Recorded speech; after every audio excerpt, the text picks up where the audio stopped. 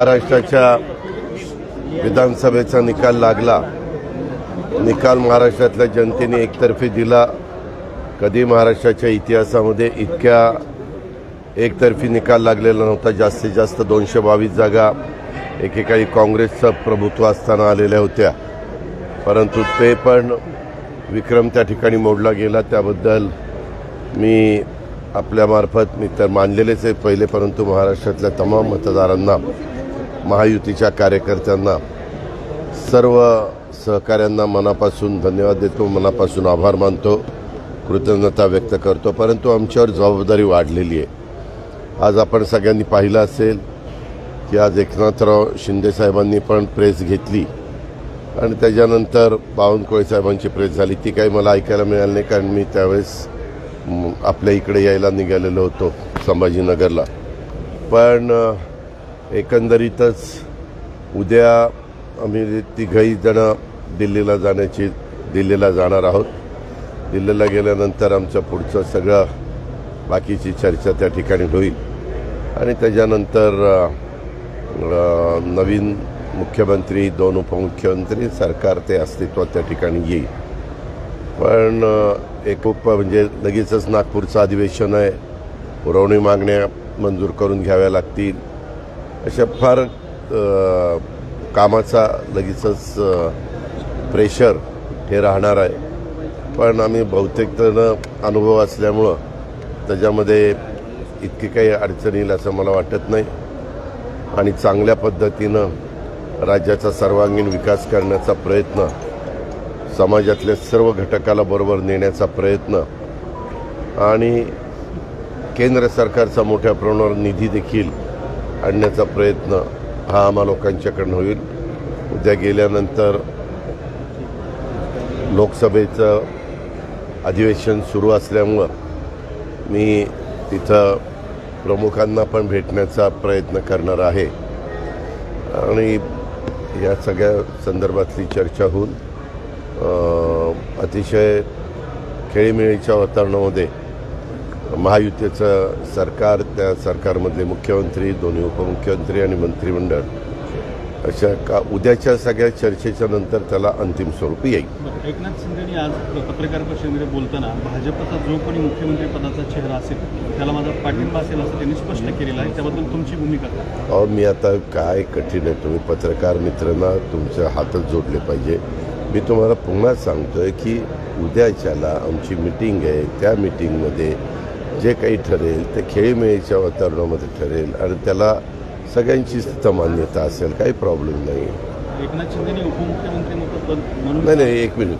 कुणी काय करावं ते एकनाथराव शिंदे साहेबांच्या वाटणीला काय जागा येतील आणि कुठली पदं येतील त्याबद्दलचा निर्णय घेण्याचा पूर्ण सर्वस्वी अधिकार हा शिंदे साहेबांचा आहे.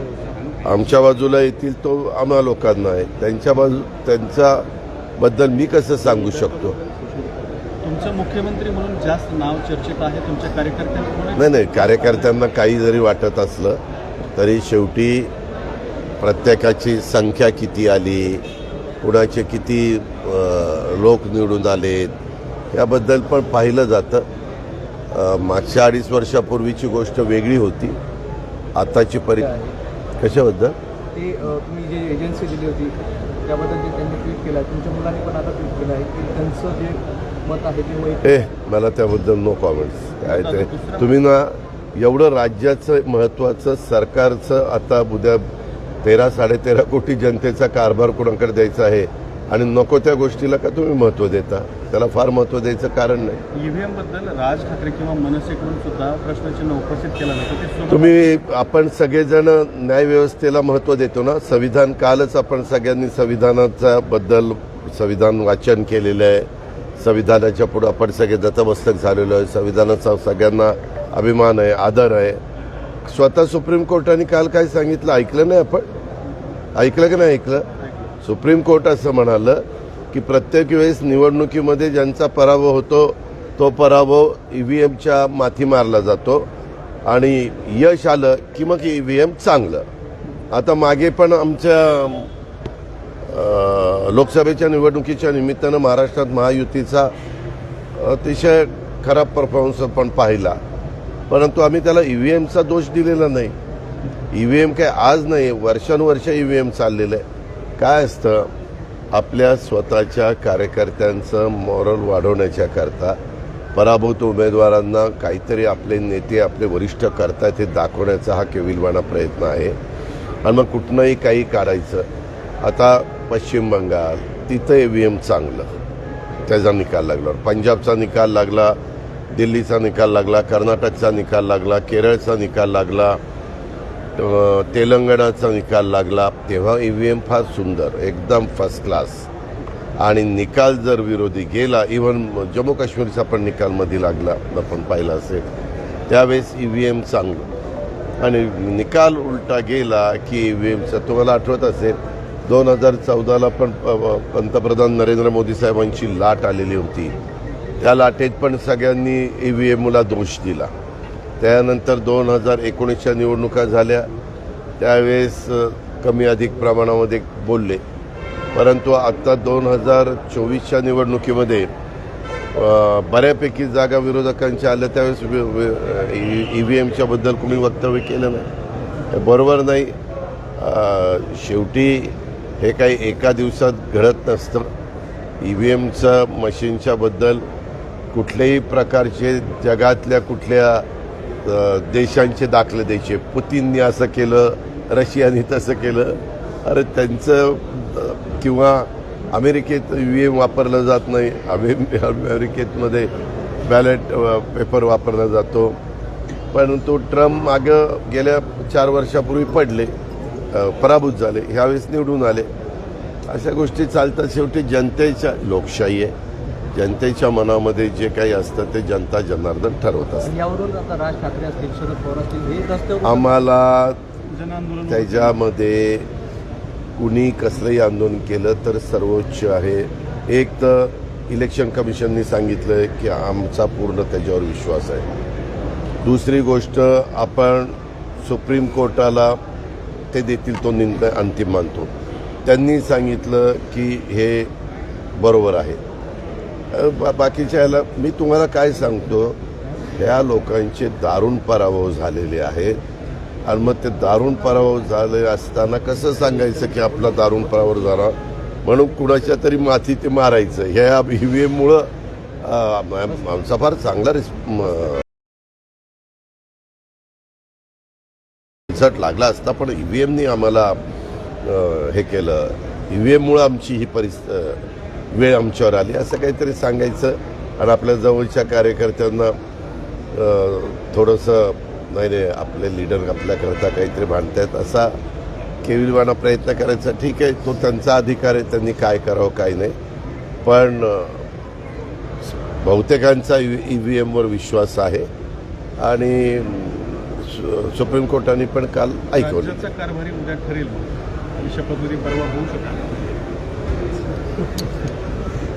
उद्या 28 तारीख 29 हां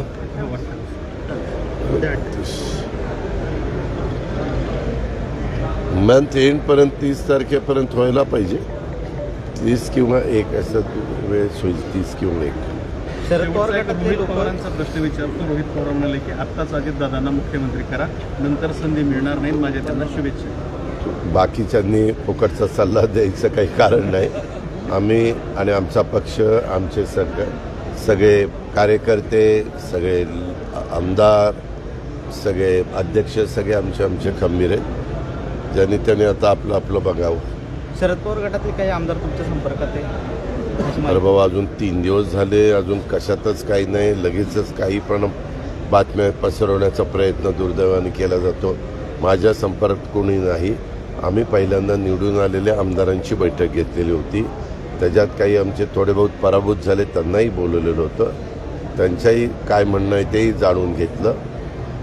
निवडून आलेल्या आमदारांना सांगितलं की तुम्ही आता ते फॉर्मवर सह्या करणं वगैरे काय वेगवेगळ्या गोष्टी कराव्या लागतात. ठराव करावा लागतो की आपला गटनेता कोण, त्याला काय अधिकार वगैरे वगैरे, ह्या सगळ्या गोष्टी रितसर आम्ही पार पाडलेल्या आहेत.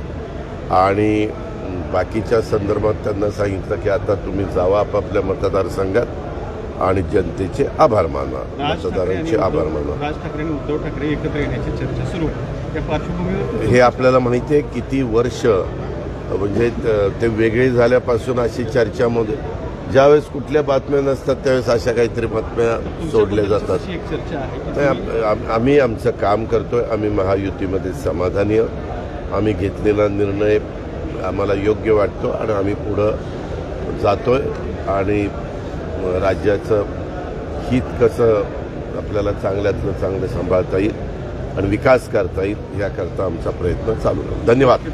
अरे ते ह्यांना भेटायचं